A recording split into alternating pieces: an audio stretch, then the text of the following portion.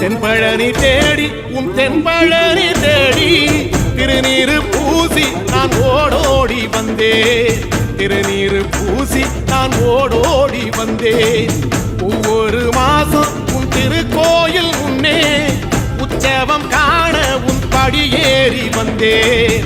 உற்சவம் காண உன் படியேறி வந்தேன். குமரேசா முருகேசா உனை தேடி வந்தேனே. அலங்காரம் அபிஷேகம் அழகாக கண்டேனே.